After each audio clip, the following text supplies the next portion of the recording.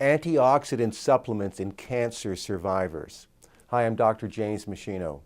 Once a person's been treated successfully for cancer, are there any dietary, lifestyle, and supplementation strategies that have been shown to reduce the risk that cancer will recur or to help stop the spread of cancer? And the answer is yes. Now, one of the strategies that's been shown to be effective in a couple of very important clinical trials is the use of antioxidant supplements. Many animal experiments had shown this over the years, but the very first human clinical trial was published in 1994 and then the follow-up again in 1996. The first publication in the Molecular Aspects of Medicine in 1994 by Lockwood and Folkers. What they did is they took women who had survived breast cancer, but the breast cancer had already spread to the axillary lymph nodes. So in the medical literature, it's very clear that these are very high-risk women, that even after successful medical treatment, the chance of the cancer coming back again or spreading to the bones, to the liver, and further through the lymphatic system was significant. And you know that over a period of 18 months, 24 months, and so on, that some of those women are going to have a relapse. So they took these women who were in this very high-risk category, and they took a subgroup of them, and they gave them, after their medical treatment, not instead of medical treatment, after the medical treatment was done, gave them vitamin C at 2,850 milligrams a day, vitamin E at 2,500 IUs a day, beta-carotene 54,000 IUs a day, selenium 387 micrograms a day, plus a multiple vitamin and mineral.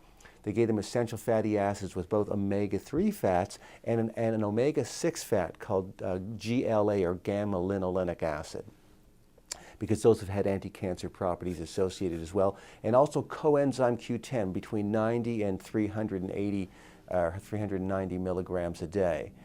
So what were the observations after they followed these women for 18 months and then 2 years? These were the outcomes. None of the patients died during the study period, whereas in the medical literature, 12.5% of them should have died over the ensuing first 18 months. None of the women who took the supplements had any further relapse of their disease. They were all alive 18 months and then 24 months later. None of the patients showed any signs of further metastasis, and their quality of life scores were very high. None of them were losing weight. They didn't have to use a lot of painkillers or other medications for quality of life issues. And 6 of the patients actually had a reversal of their disease. That means even in the lymphatic nodes, you were seeing a regression of the disease. And that was most common in women using the higher doses of coenzyme Q10. And the second follow-up in 1996 of the same women showed the same results. So why don't all cancer survivors, why aren't they all put on a supplement protocol like that, if they've had breast cancer in particular?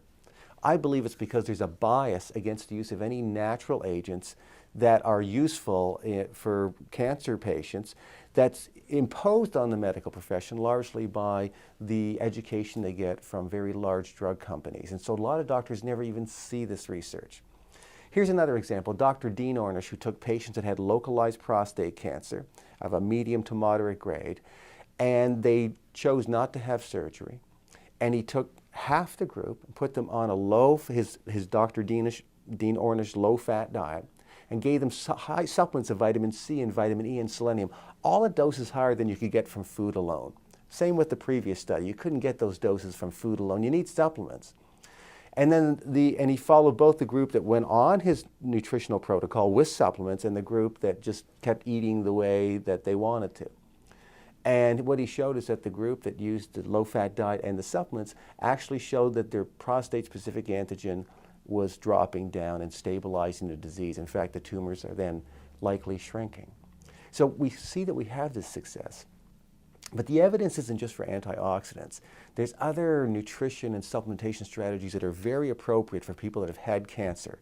So what I want you to do is click on the link below and read my article called "Can Antioxidant Supplements Slow Aging in Humans and Decrease Risk of Degenerative Diseases?" The article highlights many of the positive studies that show the effects of antioxidants on reversing precancerous states, improving outcomes for patients that have had certain types of cancer and other conditions. All the scientific references are there, so you'll see that you're getting good evidence-based information from me.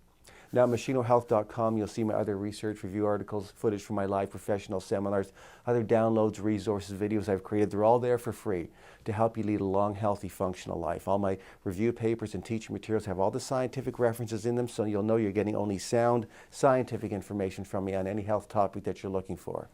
So you should use MeschinoHealth.com. It's an ongoing, reliable resource of health and wellness information for both you and your family.